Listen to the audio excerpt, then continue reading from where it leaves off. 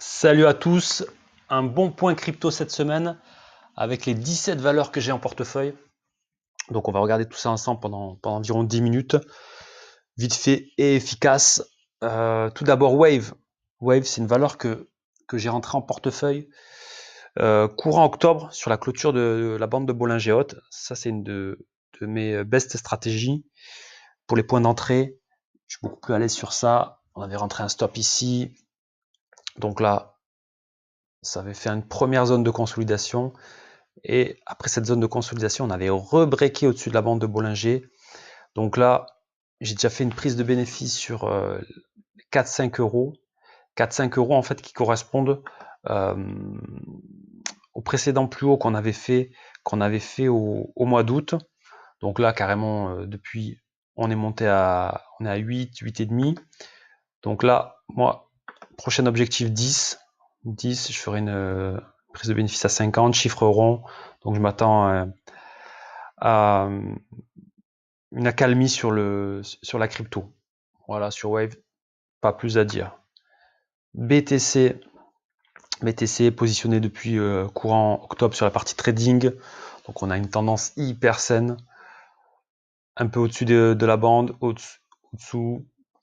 Ça joue avec, ça avance progressivement. Donc là, on est vraiment pas dans l'euphorie encore. Je sais pas si vous de votre côté, vous entendez parler des cryptos dans votre entourage. Moi, on m'en parle pas du tout. Donc c'est pas du tout comme fin 2017. Donc c'est plutôt bon signe. Quand ça sera mainstream, on aura un signal d'alerte comme le canari dans la mine. Après, moi, les objectifs clairs, prise de bénéfice sur les 20 000 ici. Et après, à voir, je m'attends à une zone de consolidation vers là. Voilà ce que je peux dire sur le BTC. BNB, ça c'est une valeur que j'ai en staking chez Binance. Donc voilà, on sort tranquillement d'un range. On est plutôt sur le haut du range. On a cassé le précédent plus haut ici, bande de Bollinger Haute, donc ça démarre gentiment. RAS. Link, je m'étais positionné ici sur la tentative de clôture au-dessus de la bande de Bollinger. On avait pété le plus haut, plus bas, plus haut que le précédent. Donc on suit ce trend.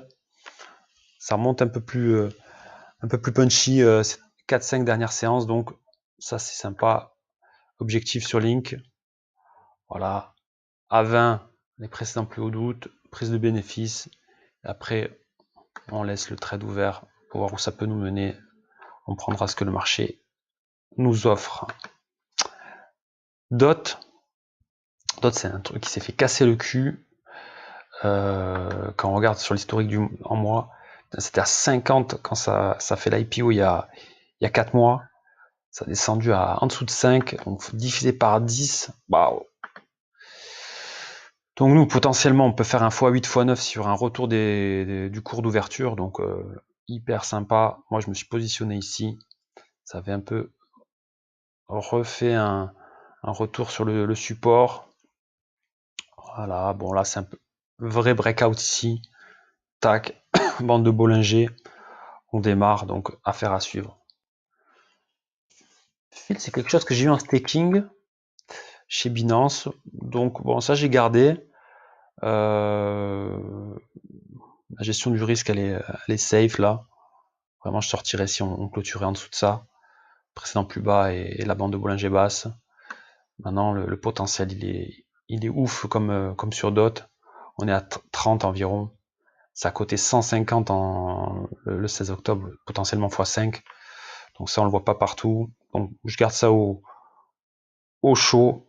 Rapport risque-rendement, je risque même pas 10-15% sur la position. Potentiellement un 400%. Donc c'est cool ça. ETH. Donc là, hyper propre. Clôture au-dessus de la bande de Bollinger. Du dos classique. Tac, on monte un peu plus sévère. Semaine. C'est chaud. Dans le bon sens. Voilà, c'est ça en mensuel. En clôture. Plus haut. Moi, les objectifs, c'est chiffre rond 1000. Voilà, prise de bénéfice là, 1500, et après wait and see. Yuan Finance, ça c'est un truc de malade aussi, un truc qui a monté de 5000 à 45 000, donc x9 en 2 mois. Waouh. Et en 2 mois après, on passe à 10 000, donc divisé par 4,5. Et là, on a repris x2,5. Donc moi, je suis positionné depuis quelques semaines, quelques jours même. Ouais, le 7 novembre, j'ai repris ici. Tentative de breakout de cette zone-là. Bande de Bollinger haute. Ça, c'est vraiment ma touche pour me positionner. Donc là, ça évolue, ça corrige, ça évolue. Donc, on est plutôt pas mal. Omisego, ça c'est un truc qui s'est fait détruire depuis 2017. Je crois qu'on n'a pas un méga historique. Ouais, on a un tac. Ouais, je le voyais pas comme ça. Ok. Ah ouais, d'accord. Ouais. Janvier 2018, plus haut à 28.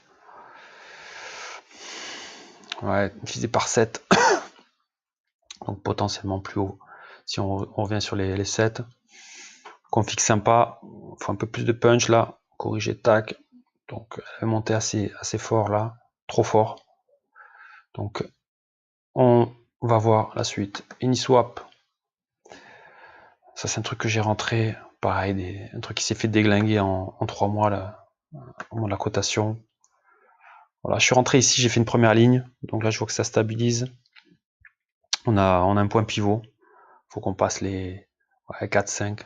Donc on passe les 4-5, ce qui correspond à cette zone de support-résistance, inversion d'épaule. Donc après, ce qu'elle a fait dans un sens, elle peut le faire dans l'autre. XRP, donc la dormeuse s'est réveillée. Donc c'est soit tout, soit rien. 80% du temps, j'ai l'impression qu'elle reste à 0,20, 0,30, où elle y revient. Là, on a une config qui me rappelle vraiment 2017, où on était passé de 0,20 à 3,50, donc un x15. Voilà, moi je vise, j'ai déjà pris des bénéfices, sur cet objectif là de bande de Bollinger haute mensuelle. Voilà, moi je vise les plus hauts précédents avec une prise de bénéfice et je laisserai courir une partie de la position. Compound, aussi un truc qui s'est fait allumer. Pareil, là, potentiellement fait un x2, x2, x2,5 si on revient sur les plus hauts. Si on revient sur les plus hauts, j'insiste. Positionné ici, le break. Ça cherche un point pivot pour redémarrer. Voilà, pas de panique, pas de tracas. CRV, ça avance gentiment. Ça avance gentiment. Ça fait ni vu ni connu presque un x2,5 depuis le 5 novembre. Alors c'est écrasé, mais ça l'est fait quand même. À mon avis, c'est qu'un début. Parce que les plus hauts quand même. Un truc qui valait 26. Waouh. Donc ça fait combien ça? Ouais, c'est x 30. Potentiellement un x 30. Donc un truc de malade, quoi. Il y en a qui se sont fait ruiner, quoi, sur ça. Qu'est-ce que j'ai après CRV? J'en ai encore. Tac. Et on va les faire. Melon. On redémarre après vraiment une correction sévère. Un truc qui avait bien performé au mois d'août dans la lignée des lignes, des ADA, tout ça. Donc ça avait fait un 17 à 80. Donc tranquillement, 1 x 5. Là, on est revenu sur un truc gentil.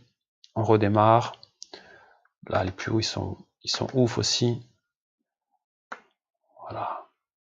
On vise les 80 tranquillement. Vraiment, les cryptos, c'est un des seuls actifs qui permet d'avoir ces rapports risque-rendement sans pour autant être assuré. Ça, CTK, c'est un truc que j'ai en staking. Bon, c'est monté à 5 à l'introduction. On a 1,22. Bon, voilà. On laisse en fond de portefeuille. Gestion du risque. Moi, c'est vrai que si ça clôturait sous ça, je sortirais. Mais bon, à voir. Quantum, pareil, la stratégie. Bande de Bollinger, bim. Qu'est-ce qu'on peut viser?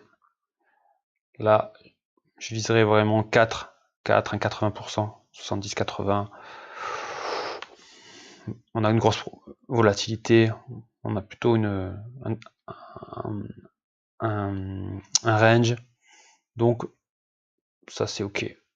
UTK, ça j'avais participé à l'IPO il y a très longtemps. J'avais vraiment gagné un beau billet. J'en avais gardé. Je vois que c'est coté maintenant sur Binance.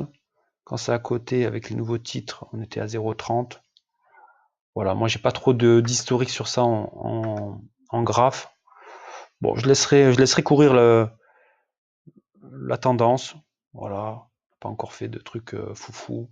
Ça redémarre avec un stop suiveur sur la bande de Bollinger haute, basse, ça me semble pas mal. Voilà tout pour cette semaine, 10 minutes, on a tenu le timing. Je vous retrouverai avec plaisir dans une semaine peut-être. Ou avant si nécessaire, ou après si pas dispo. Voilà, bonne journée, bonne semaine, prenez soin de vous, faites attention au trading. Ciao, ciao.